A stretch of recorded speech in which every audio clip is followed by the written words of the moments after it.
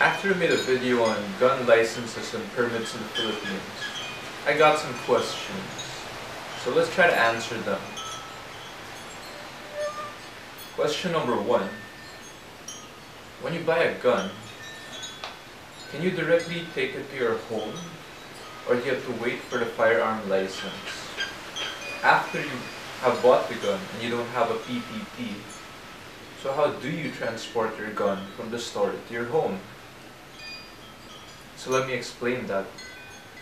When you buy a gun, you will have to wait until all licensing and processing is done with the FPO, or the Firearms and Explosives Office.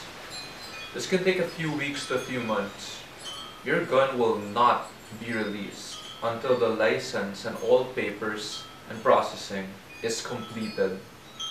Upon completion of licensing and processing, the firearm will be released by the gun store, and you can bring the firearm from the store to your home with the accompanied legal documents.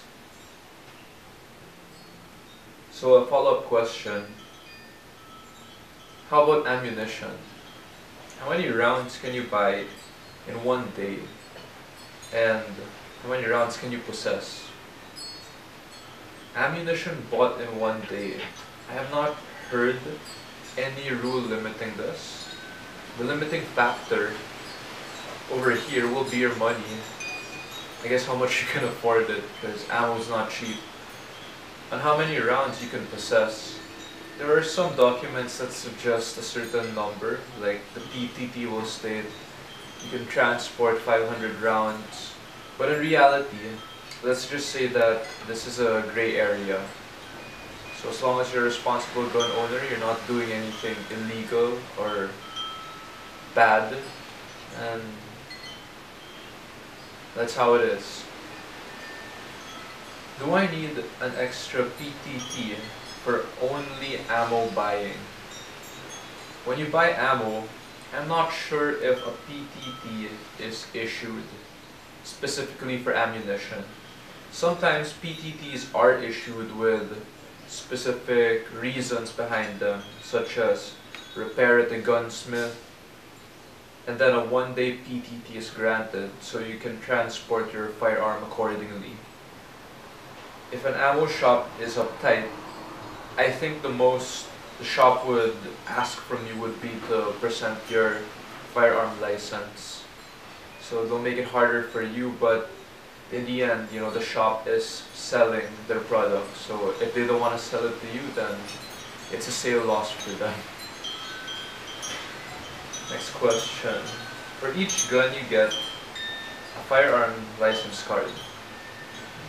Is there a difference between the gun types, like handgun, high-powered rifle, on the card itself? Short answer, yes. For example, under kind, in the license, on the firearm license card, it will show pistol, shotgun, or high-powered rifle. So that's how they organize it. How long does it take for the firearm license and the PTT and PTC? Well, in terms of processing, a firearm license will take a few weeks to a few months. A PTT can take a few days to a few weeks, depending on how the gun club or the processing pushed through. And for a PTC, it could take about a week, sometimes under, probably like 6 days if the processing is really good, or a week or two. Next question. In your PTT, it states that you can take 500 rounds of ammo and it's valid for 3 months. Is this the decision only by the PNP? Or is it like you can pay more for a PTT for a longer duration? Why is the PTT validity so short? Well, the answer to that, these are the rules set and granted by the PNP, or the Philippine National Police. 3 months duration. In general, you can transport up to 500 rounds of ammo, and there are other specific guidelines which, when you apply for it, You will learn it in transport, how the gun is separate from the ammunition, unloaded, etc. You cannot pay more for a longer duration. This is the current practice now. These rules can be changed or amended by the PNP depending on how strict the gun laws become in the country, or hopefully more understanding for the responsible gun owners. Another question on PTT. The PTT sounds tricky, and also when it comes to high-powered rifles, it seems there's no separation between semi-auto or full auto and bolt action versus single load rifles manual. Now, what's the context here? In America, the USA, bolt action rifles, even if they're hunting calibers, which are pretty strong, they are not considered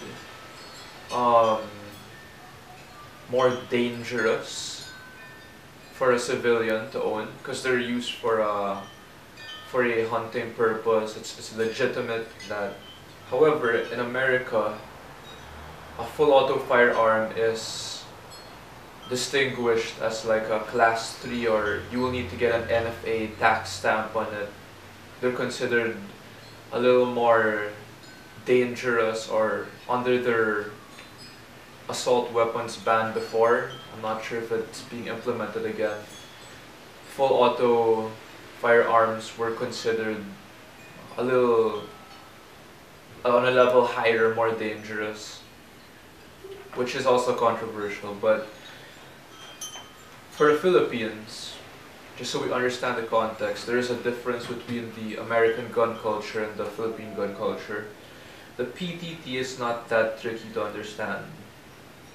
So they are commonly issued to handguns and occasionally the .22 rifle. PTTs are uncommonly issued to long arms. To understand how the PNP classifies high-powered firearms over here in the Philippines, if it is full auto, whether it's a pistol, a machine pistol, a submachine gun with a stock like an MP5, or a rifle, high-powered or not, if it is full auto, it is high-powered. If it comes in a high caliber, it is high-powered. So those two things. There's no discrimination on bolt action or semi-auto if one of the two previous qualifications are met. So as long as it's a full auto, whether a pistol, submachine gun or rifle, it's considered high-powered. Or if it's a high-caliber rifle, high-caliber firearm, it's considered high-powered. So for the sake of licensing, take note of that legality when you apply and when you renew, the costs and everything involved. Take note. Next question. I also noticed that the prices for licenses and guns are getting very high. Are the fees for licenses asking price, near offer? I actually don't understand that, but to simplify this question on the cost of licenses and guns in the Philippines, the fees for licenses in my previous video are an estimate. So the gun show, a license or processing fee can go as low as 4,500 to probably around 5,500. A non-gun show license and processing fee would range in the 5,500 Philippine pesos to 6,500. Now some gun stores can overprice. So as a user commented, someone who shared, Han, the sporting goods store, they charge 7,500 Philippine pesos for their license and processing fee. So it can go higher. But please note that these fees are just common prices for handguns, shotguns, .22 rifles. So in the low-powered category area. High-powered firearms generally have a higher cost. If you want the best prices for your license, processing, or your gun, your firearm fees in general, I strongly recommend that you buy at the gun show. If you are not from Metro Manila or Luzon, As you know, the Philippines is divided into 3 island groups. Luzon, where I'm from, the northern island, Visayas in the center, and Mindanao. If you're from a separate island group, Visayas, or further south, Mindanao, and you can't go to the gun show, I recommend that you canvass for a good gun shop in your local area and inquire on any possible promos that they may have to get the best value for your money. Again, please take note that this is just a data point that you can use. Don't rely too much on the numbers. The prices will always change. Someone will always have a better or a worse price than you or me. So next question on no gun zones. Are they possession by the PNP or by the manager or store owner? Do I have to ask the store manager or security if I can go into the store? Or are all public stores no gun areas even if there is no sign? So the answer to that, in general, no gun zones are places of public gathering such as malls, schools, churches, drinking establishments, etc. When in doubt, you can ask the security, the manager or the owner, with discretion, if you will need to deposit a firearm. Some places explicitly have a sign that says, no firearms allowed. Now this topic kind of borders on being on the gray area, especially for responsible gun owners who believe in concealed carry, being able to protect yourself at all times, in all places. So just keep that in mind. Next question. What does the PNP check in your background? If you're not a criminal, you have a job, your taxes, bank balance, etc. The main thing the PNP checks is that you have no criminal background.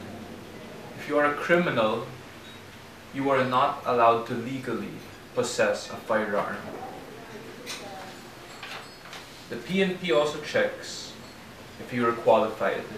Remember the basic 3: age, citizenship, and money.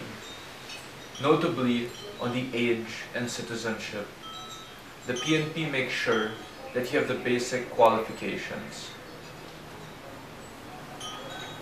Next question. Is it allowed to shoot in my house or garden like in the USA? Do they do that? What about noise annoyance? Answer. If you own a huge property that is far away from people and will not cause any danger or disturbance in your surrounding area, you might be able to get away with it. Remember, safe, not disturbing the peace, private property. Now, if you live in an urban or populated area, I am not sure how common or feasible this practice would be. If you want to construct your own range, you will need to conceptualize a safe design. You need to have the proper construction. You also need to get approval from the local police through a range inspection, and then make sure you follow the PNP guidelines as well. If you want to pursue this, I suggest you do more in-depth research on this. If you guys have any more questions, concerns, or clarifications, anything you want to add up, correct, or share, feel free to do so. I hope this helps.